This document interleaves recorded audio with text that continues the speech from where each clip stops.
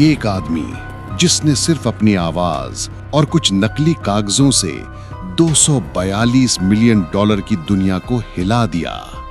एक ऐसी चीज बेचकर जो कभी बनी ही नहीं, एक एयरपोर्ट। ये है इमैनुअल नूडे की कहानी, धोखे, भरोसे और एक ऐसे दिमाग की जिसने असंभव को भी मुमकिन दिखा दिया। 1995 नाइजीरिया। एक धीमा लेकिन खतरनाक खेल शुरू हो चुका था। इमैनुअल नूडे, पूर्व बैंक अधिकारी, एक ऐसा इंसान जिसने सिस्टम को सिर्फ पढ़ा ही नहीं, उसे समझा, महसूस किया और फिर उसे अपने हिसाब से मोड़ दिया। उसने खुद को नाइजीरिया के सेंट्रल बैंक का डायरेक्टर बताकर ब्राजील के बैंको नॉरवेस्टे के अधिकारियों को एक ऐसा सपना दिखाया जो उन्हें रातों की नींद भुला दे। एक नए इंटरनेशनल एयरपोर्ट में निवेश का मौका। कागज चमकदार थे, मोहरें असली जैसी और आवाज में वो आत्मविश्वास जो किसी बड़े अधिकारी में ही हो सकता है।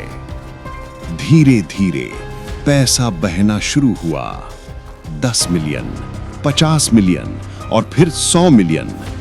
1998 तक कुल रकम पहुंच चुकी थी 242 मिलियन डॉलर। अगर आज की कीमत लगाएं तो करीब 400 मिलियन डॉलर।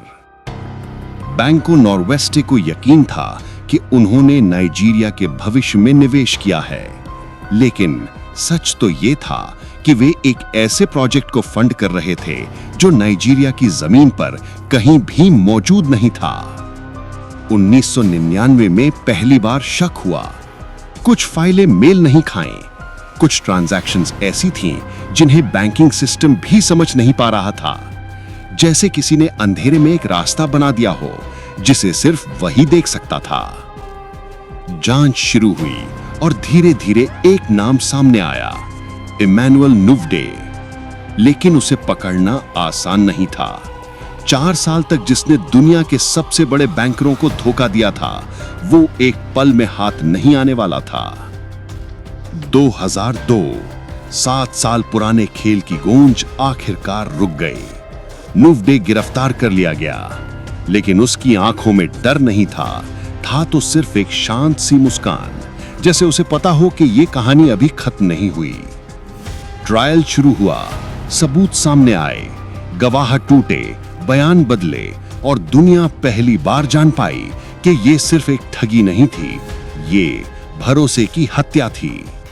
बैंको नॉरवेस्टे इतनी बुरी तरह हिल चुका था कि कुछ समय बाद उसे बेचने तक की नौबत आ गई। 2005 में अदालत ने फैसला सुनाया, 25 साल की सजा। इमैनुअल नूडे दोषी ठहराया गया, लेकिन असली सवाल अब भी बाकी था। आखिर उसने इतना बड़ा खेल अकेले कैसे खेल लिया?